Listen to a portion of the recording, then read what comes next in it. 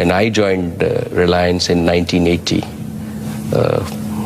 the market value of Reliance was $30 or $40 million. And in 30 years, right, the opportunities that were provided by this country has enabled us to create wealth for India. My father was a big believer that any business that has the sole purpose of making money is not worth doing, right?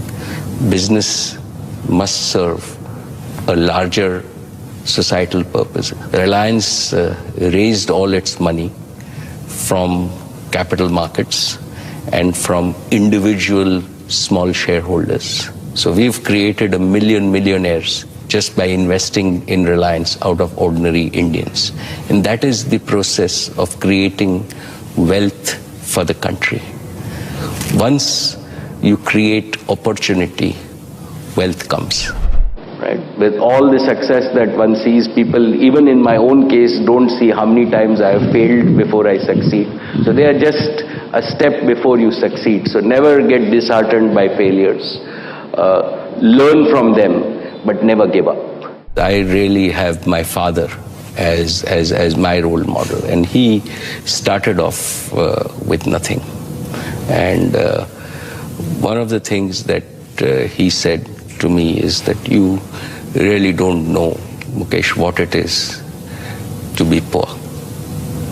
Right? And make sure that you maintain everybody's self-respect. So when you give, people hold their hand on this basis. Don't give on that basis, right? When you give, and if people hold their hand like this, that means they bless you. That's the way to give.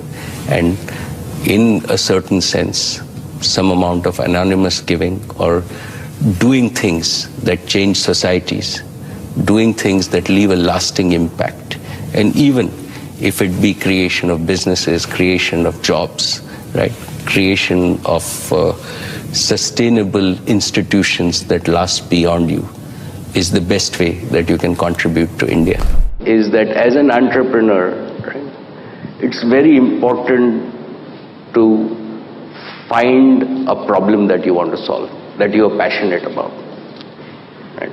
There is no, and this is the same thing that, in fact, Professor Sharma at UDCT, I was blessed to have him. He'd always say that I am not going to give you a list of problems and then you can go and work on anything. You find a problem, and then I will grade you on the quality of the problem that you find, and then I'll grade you on the quality of solution that you actually do. So the same rules apply for an entrepreneur, that it's not solving problems, it's first finding problems. Once you find the problem, right, then you solve it. So were you spoiled as a child? No, I don't think so. Not even a teensy-weensy bit? No, I really think that, for us, all four of us, myself, Anil, Dipti, Nina, we were a very close-knit family. And in those years, right, Papa spent an awful amount of time with us while the business was being, and these are the most difficult years of growing a business from scratch. So he always found time for his children. It was every Sunday that was 100% devoted to us. What he did is brought the best out of all four of us. And he was not the typical disciplinarian, or he would not spoil except my youngest sister Nina, but that also within limits. He always focused in terms of bringing the best out of you, giving you the space, giving you the encouragement, and always his general view, and one of my take homes was that never have an inferiority complex, never think that you cannot do it. He would encourage us, he would really stretch the envelope, and I think that for each one of us in the family, and me particularly, that whole relationship is something that is a lesson on a lifelong basis.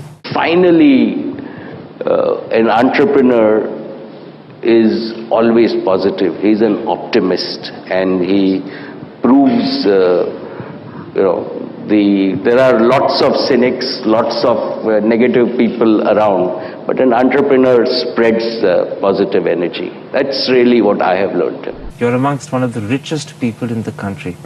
What does money mean to you?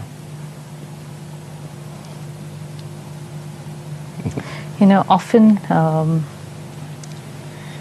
I have been asked or been told that, you're probably one of the richest in India and things.